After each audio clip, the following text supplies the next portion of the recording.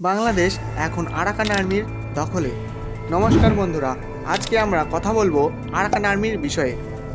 আপনারা কি জানেন আরাকান আর্মি আসলে কারা এবং বাংলাদেশ দখল করার দাবি কেন করেছে? জানা গেছে 10 এপ্রিল 2009 সালে প্রতিষ্ঠিত হয় এই বিদ্রোহী গোষ্ঠী আরাকান আর্মি। আরাকান আর্মি মূলত মিয়ানমারের রাখাইন রাজ্যের এক বিদ্রোহী গোষ্ঠী, যা রাখাইন রাজ্যের রোহিঙ্গা মুসলিম জনগণের অধিকার প্রতিষ্ঠার জন্য লড়াই করছে। এবং এই বিদ্রোহী গোষ্ঠী আরাকান আর্মির নেতৃত্বে রয়েছে major general Twan Mrat Naing.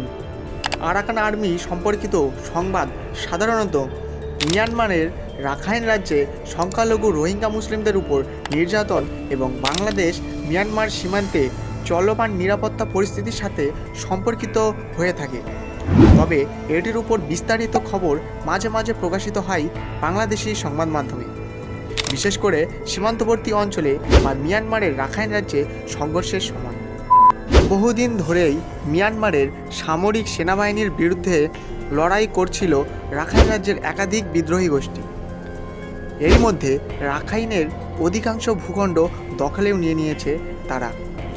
ইতিমধ্যে সংবাদ মাধ্যমে জানা গেছে বাংলাদেশ মিয়ানমারের সীমান্ত ঘেঁষা গুরুত্বপূর্ণ শহর মাউন্ডো সর্বশেষ সেনা চৌকিও দখল করে নেওয়ার দাবি করেছে বিদ্রোহী গোষ্ঠী আরাকান আর্মি। ফলে তাদের নিয়ন্ত্রণে এখন 271 কিলোমিটার এলাকা, যা বাংলাদেশের জন্য দুশ্চিন্তার কারণ হতে পারে বলে জানা গিয়েছে।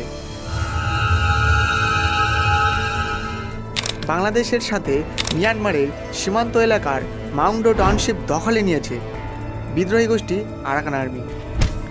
দখলের আগে নাকি দুই দেশের 271 কিলোমিটার সীমান্ত অঞ্চল মিয়ানমারের জান্তা বাহিনীর শক্তিশালী অবস্থান ছিল। থাইল্যান্ড থেকে প্রকাশিত মিয়ানমারের সংবাদ মাধ্যম ইরাবতীর এক প্রতিবেদনে এ তথ্য জানানো হয়েছে।